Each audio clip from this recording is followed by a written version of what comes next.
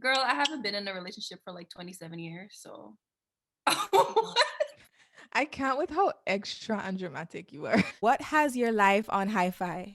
Faith has my life on Hi-Fi. You're listening to Life on Hi-Fi, the podcast, and I'm your host, Dominic Justina. It really doesn't matter if I create a masterpiece or not. It doesn't matter who likes it. As long as I'm enjoying the process, that's all that matters. Follow me as we talk about relationships, love, purpose, passion, you name it. Focusing on what you have versus what you don't have can be a huge game changer. A public expression of freedom is just, I don't know, like it was so liberating for me. Do what you have to do. Yeah. Take some time off if you need to. But when all is said and done, you gotta keep moving forward. Let's commit to living our best lives together, shall we?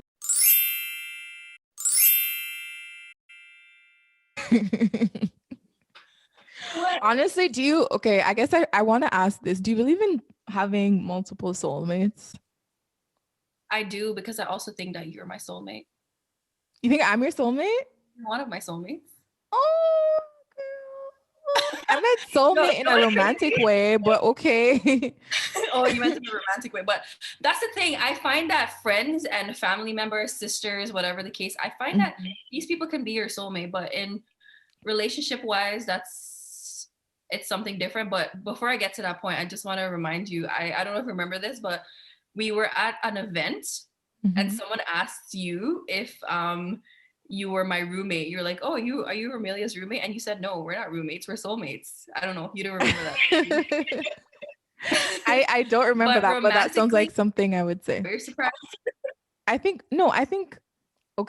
of soulmates and twin souls. Twin flames. Yeah, twin flames. I do think you have multiple of those. I think so.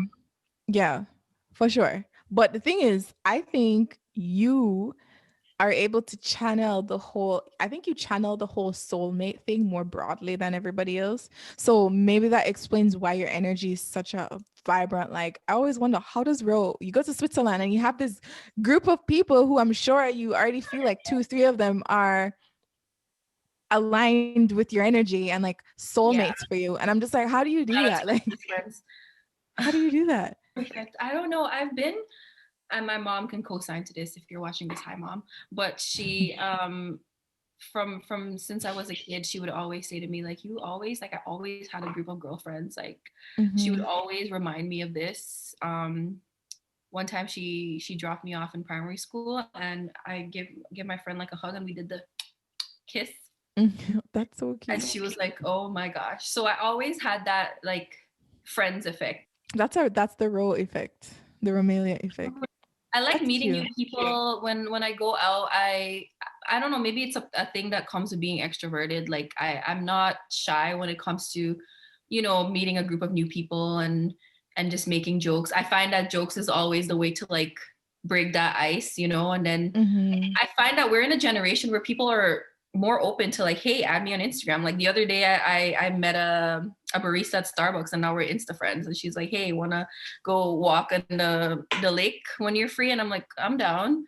So it's like, when you have that energy going and people also have that similar energy, yeah, I think it kind of just collides really easily. And with my friends here, I just got really, really blessed to, have a group of friends who are like sisters now. And I find that maybe because we all came from different parts of the world to this program, we were kind of like projected towards each other in a certain way. Like we need each other. So it went from that like, hey, we're in this program together, to like, hey, we're in this life together. So wow, it went like that. So wow. Well, I mean, it's not like I don't like people. I do. I love, me. I like connecting with people, having deep. Yeah, you do. I don't know what you're saying. But I do. I also feel like I need to recharge a lot. Like after. Girl, you're saying it like I don't recharge. But I feel like your threshold for. Let me give you an example. We will have a long day, like filled with things, and I'm stressed, and I'm like, yo, let's go chill. Or like, yo, I'm going home. Or like, let's go to your place. And someone's like, let's go to this party. And I know how I feel. I'm like, I'm drained. Like I have nothing left to give. This party just is not gonna happen. And you're just like, you go to Rex's. But then you go and I'm like, girl, I don't know how. I think you just have a higher threshold. I get so when I'm drained, like I'm drained. I know I'm drained. I know I need to just chill. But I feel like your battery. Girl, that's the old me. That's the old me. I'm not like that anymore. Stop playing. Oh, like honestly, I was out. Girl, you just finished a thesis and you have already done 2 parties in one weekend.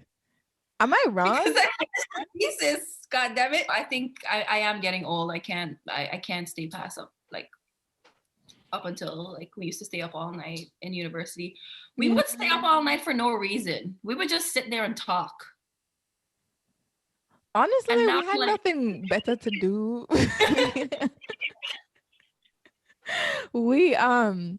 I was always on that campus. I was like an honorary resident. Roommate. I feel like roommate. Yes. Oh, so that's why the person was like, "Are you guys roommates?"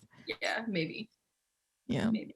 I want to ask you as well, because I asked Randall, what are 3 things that 2020 has taught you? Ooh. One, to not be too hard on myself. Because I used to sometimes I would wake up and I'd be like, wow, I really came all the way to Europe to stay in here because of a panoramic. I can't go anywhere. I can't travel. I can't do this. And I started being really hard on my decision. And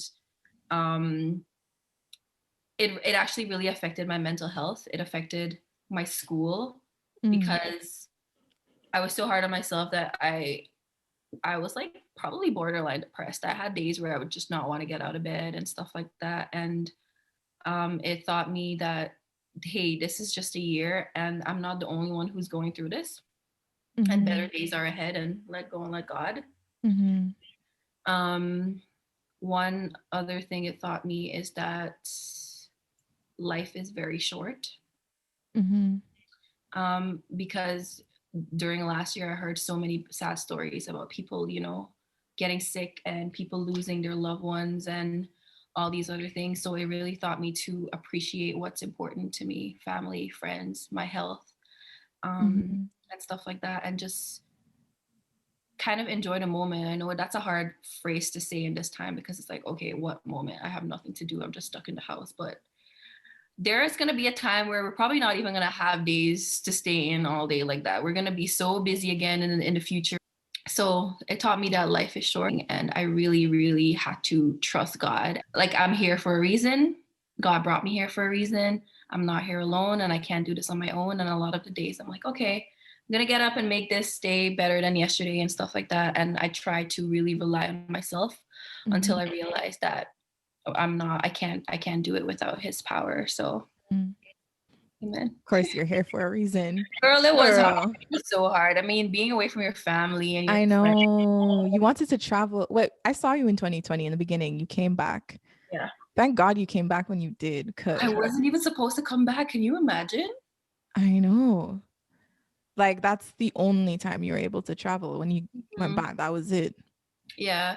And it wasn't even so much the traveling. I mean, that would have obviously been the plus of being here in Europe. It's just that things were so locked down here. Like, going outside was like a ghost town. People would not even do groceries and stuff. And I was just here by myself. I missed my family so much. I missed home so much. And like with the time difference and everything just made it even worse. Yeah. But I mean, those are the 3 things that the year taught me, and I'm really trying to hold on to that in 2021. Yeah. And you survived. I mean, I survived. We all did. So Thank God. Yeah. We're surviving. We're surviving, but we're aiming to thrive. So we're surviving. Yeah.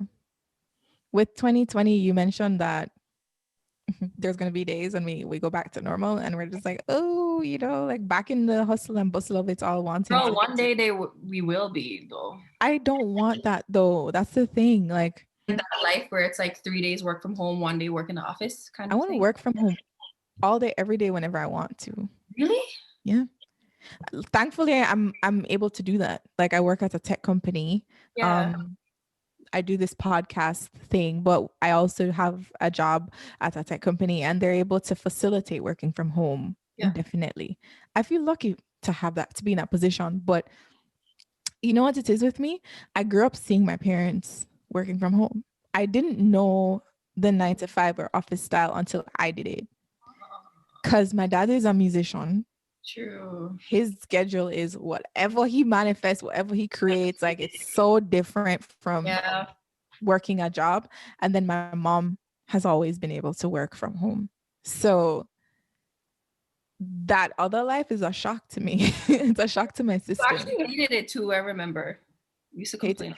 Yeah, like you hated commuting was annoying. I live really far away from like the downtown core area. And so having to go down there, it's nice to be down there, but also like I'm so opposite that maybe this is me being extroverted again, because I'm like at home I just have myself and like myself. I feel like I need the world. I mean, don't get me wrong. Like I want to be able to live life and see people. I just don't want to be stuck in an office. You know what I mean? Like at least when the world opens up, it means if you're working from home, you have the freedom to pick wherever you want to work from. So technically you don't have to work from home, right? You could work from a hotel.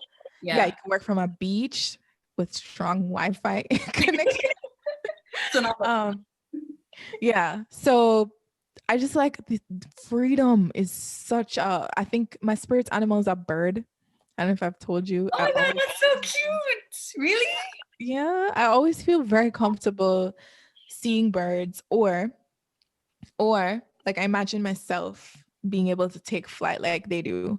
And that just sometimes when I'm feeling very down, that makes me feel so, I don't know, hopeful. My mantra is there is no cage big enough to hold you, because I've often felt like I was in a cage growing up, and now I'm just like me expressing myself and me creating has allowed me to go beyond what I thought I was capable of doing, you know. And I used to tell myself, oh girl, you're shy, like you're not able to do this. And then I stopped telling myself those things, because it turned out I'm not shy. I'm just picky with who I choose to picky with who I choose to talk to. She got a whole podcast, guys. She ain't shy. I think I'm an ambivert, but that's another story, because I still have like a lot of introvert tendencies. But I think we all do, man. We can't all be 100% extroverted.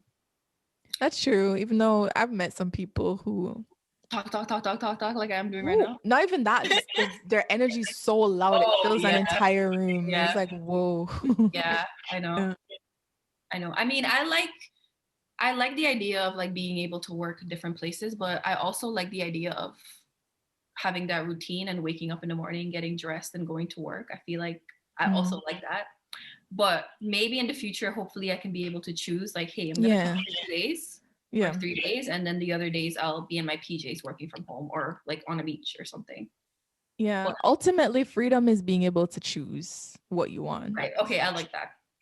So yeah, if you're like, I want to just never go in the office, do that. I want to go in the office. I want to come inside and not go, like, you do that. I want to be at home. I want to be at a friend's house. I want to be in a cafe. Like, it's your choice. I love the idea of doing that. I think going back to the way of like everything being in this box of what we should be doing, what we should be wearing to work. I don't did that in the podcast with Randall too. Yeah.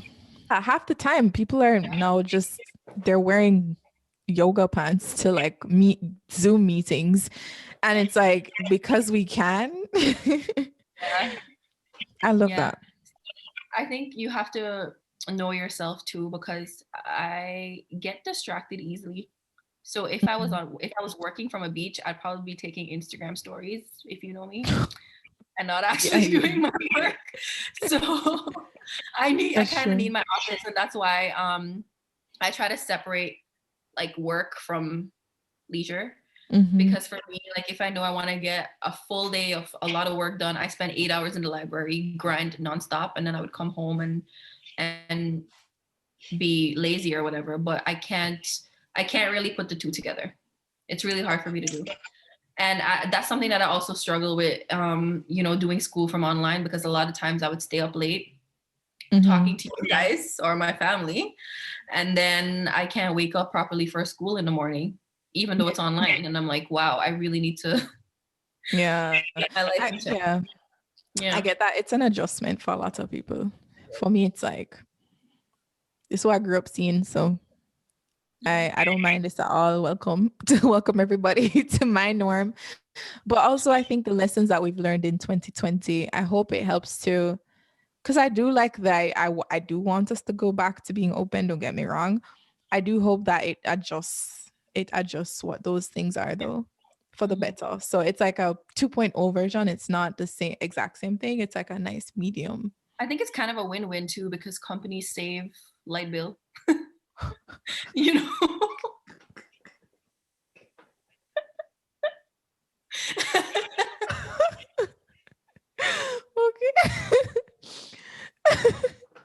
You heard it here first, y'all. Companies out here saving light bills, and so that's why it's true. The expenses suddenly, like even with events, suddenly you don't have to be paying for a venue or vendors. Or that's what I'm saying. You have a whole Zoom concert. You're talking about Beyonce's concert earlier. Look. But technology is being innovated now so that we're not all in Zoom, and we're like, there are different platforms. The other day I went to the bank and the door was closed, and it had this QR code or barcode or whatever you want to call it on the door. You scan it with your phone, and then you sign in online. Yeah, and you register to line up digitally and go back in your car, and it tells you if you're the 5th person, 4th person, 3rd person in line. And then you go in the bank after. Yeah, you go in the bank after when it's your turn. They will text you, but you can also watch yourself, like your number go up in queue. Right, because a friend told me from Canada actually that she made an appointment to speak to someone at the bank, and she did the appointment on the phone, but in the bank. Oh, really? Yeah, so that was kind of interesting. That's interesting. But yeah, technology is changing the game. It is. So soon we'll be all leveling up in different ways, in techie ways, which is awesome. I think that's cool. Yeah, I'm very excited to see what the future holds. Me too. I don't know why I said that with a sour face, but it wasn't sour. It was like somber. It was like not somber. I think somber means sad, right? I don't know. It was very pensive because you don't know what's coming. You don't know what's coming in the future. It could be good. It could be bad. Like, that's the thing. Like, even before 2020, I used to be so hard with like, okay, this year, I want to do all of these things. And now I think it has had a reverse effect on me. I mean, yes, I do love manifesting. I have a vision board. With pictures? Yeah. Oh, cute. Yeah. And some things have already come true on it. So it's so fun. I made it 2 years ago, but yeah, I do have, or a year ago. But at the end of the day, I'm also like, life will throw a lot of things at you as well that you're not anticipating. So don't get too hung up on the things that you're expecting. Yeah. So whatever the future holds, I know what I want. And I also know that things that I don't account for will also happen. Yeah. And that's okay. And I'll try my best not to be derailed by that. The unknown, my goal is for the unknown not to freak me out too much.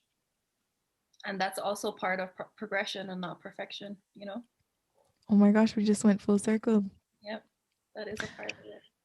So I think this is a good time to ask you my absolute favorite question. Just say whatever comes to your head and try that. You're loyal. Okay. Try that. Okay, you're gonna ask me? Or yeah. Romayleah, what has your life on Hifi? You're gonna record my face for this too, right? Mm-hmm. Why do I not know how to say this?